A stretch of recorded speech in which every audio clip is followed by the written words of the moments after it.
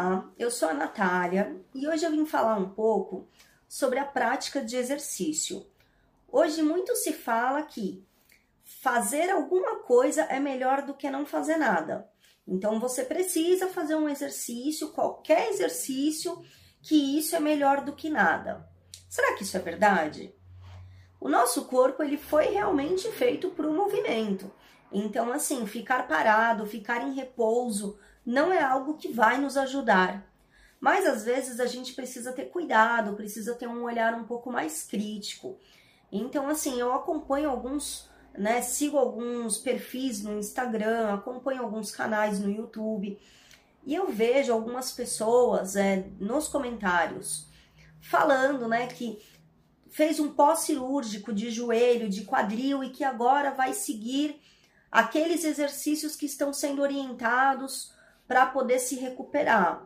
Eu acho que a gente precisa ter cuidado com isso, porque quando você passa por uma cirurgia, o pós-cirúrgico não é qualquer exercício que você vai estar podendo fazer. Então você precisa de uma ajuda profissional para estar se recuperando. Não é você sair fazendo exercícios que são passados em vídeos, mesmo que sejam por profissionais, mas você tem uma condição mais crítica, que precisa de um olhar individual. Então assim, quando eu falo também que eu tenho algum problema de saúde, alguma doença, alguma dor, pode ser um pouco complicado você sair fazendo qualquer exercício sem nenhuma orientação. Eu sei que às vezes você vai, vou procurar um profissional e acaba ficando muito caro, eu não tenho condições de arcar, o sistema público, tô na fila de espera, ninguém me chama, tá demorando, eu tenho essa noção, mas às vezes a gente precisa tomar cuidado em sair fazendo qualquer coisa.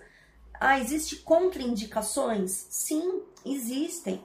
Existem contraindicações de alguns exercícios específicos, existem contraindicações de alguns movimentos específicos para determinado problema temporariamente, Então a gente tem que ter esse olhar.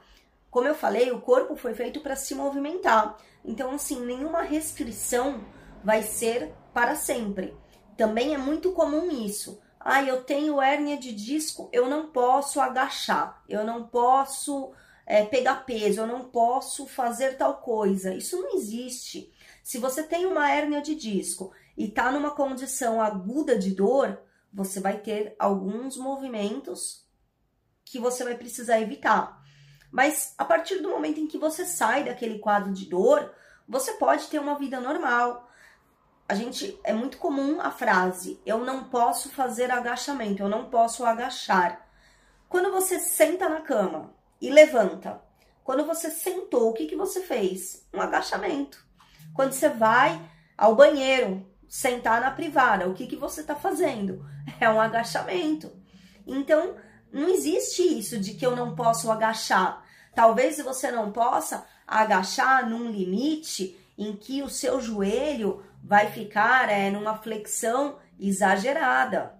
Mas não significa que você não pode fazer agachamento, até porque você faz agachamento no seu dia a dia para as tarefas básicas. Para sentar na cama, para sentar no sofá, para sentar na privada, para sentar na cadeira, você está agachando.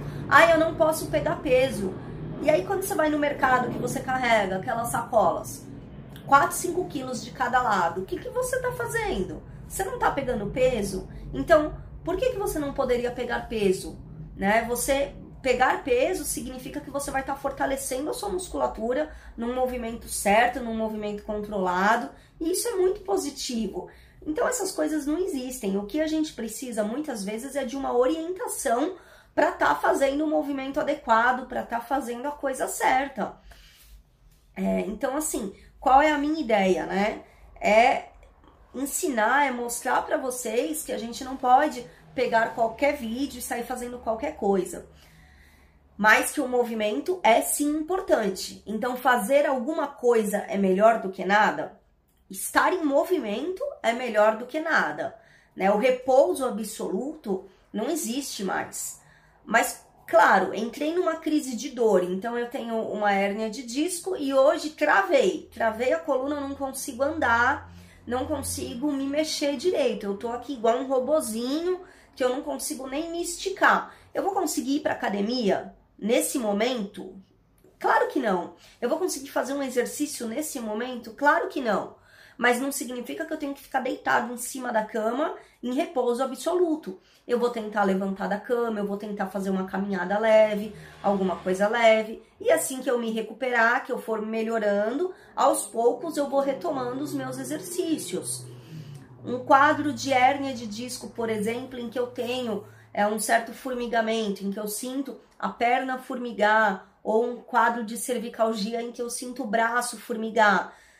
Nesses casos em que eu tenho o formigamento, o alongamento estático, que é aquele alongamento que eu vou, alongo e fico lá, paradinha, 30, 40 segundos. Esse tipo de alongamento, ele é contraindicado. Então, o que a gente faz nesses casos? A gente trabalha muito a mobilidade, a flexibilidade. Ao invés de ir lá, alongar e ficar parado, contando até 30, 40, eu vou fazer um vai e volta. Eu vou e volto. Vou, conto até 5 e volto. Então, eu vou fazer esse trabalho de mobilidade, de flexibilidade.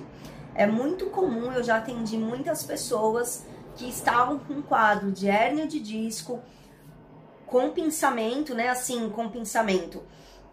Não tô falando de exames, tá? Mas tô falando assim, tinha um quadro ali de dor.